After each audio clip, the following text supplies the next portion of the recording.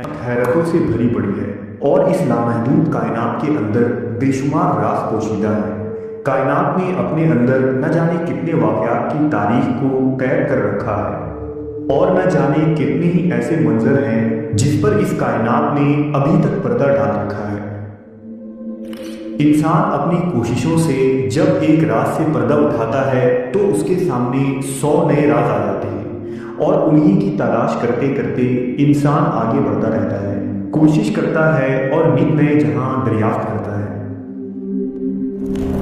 تخت بلقیس کا واقعہ بھی اگرچہ تاریخی اور مذہبی اعتبار سے کافی پرانا ہے، لیکن اس کے اندر ماڈرن سائنس کا وہ راز چھپا ہے جس پر آج سائنس سب سے زیادہ تحقیق کر رہی ہے۔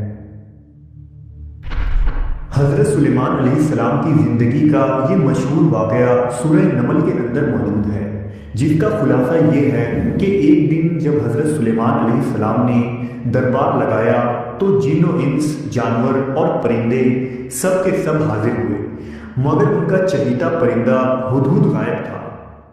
حضرت سلیمان نے پوچھا، ہدہد کہاں ہے؟ اگر وہ اپنی غیر حاضری کی معقول وجہ پیش نہ کر سکا تو اسے ذبح کر دیا جائے۔ کچھ دیر بعد ہدہد حاضر ہوا اور پوچھنے پر کہنے لگا کہ اے اللہ کے پیغمبر، میں اڑتے اڑتے ایک ایسے ملک میں پہنچ گیا تھا جہاں کے لوگ سورج کی پوجا کرتے ہیں اور ان کی ایک رانی ہے جسے وہ بلقیس کہتے ہیں۔ وہ ایک شاندار تخت پر بیٹھ کر حکومت کرتی ہے جس میں قیمتی پتھر، ہیرے، جواہرات جڑے ہیں اور اس کے پاس تمام شاہی آرائش و آرام کے سامان موجود ہیں۔ حضرت سلیمان نے کہا کہ اگر تمہاری بات سچ ہے تو میرا خط اس ملکہ تک پہنچا دو تاکہ وہ شرک سے باہر آ جائے۔ چنانچہ حضرت سلیمان نے ملکہ بلقیس کو خط لکھ کر اسے اسلام قبول کرنے کی دعوت دی اور اس کی قوم کو توحید پر لانا چاہا۔ ہدہد یہ خط ملکہ بلقیس کے پاس لے گیا۔ دراصل ملکہ بلقیس کی حکومت عرب کے جنوب میں یمن اور حبشہ کے علاقے پر تھی، جہاں قوم سبا آباد تھے، اور ملکہ سبا کی ریاست نہایت ہی طاقتور، امیر اور خوشحال ریاست تھی۔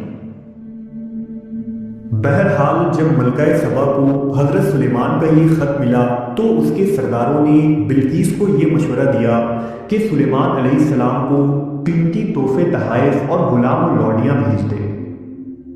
لیکن تحفوں سے لدا جب ملکہ کا یہ وفد یروشلم پہنچا تو حضرت سلیمان نے یہ سب واپس بھیج دیا اور یہ چیزیں قبول کرنے سے انکار کر دیا۔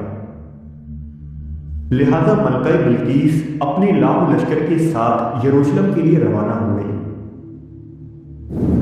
وفد جب واپس چلا گیا تو حضرت سلیمان نے اپنے وزیروں اور جناب کو بلا کر فرمایا کہ تم میں سے کون ہے جو ملکہ بلقیس کا تخت اس کے یہاں پہنچنے سے پہلے لا دے۔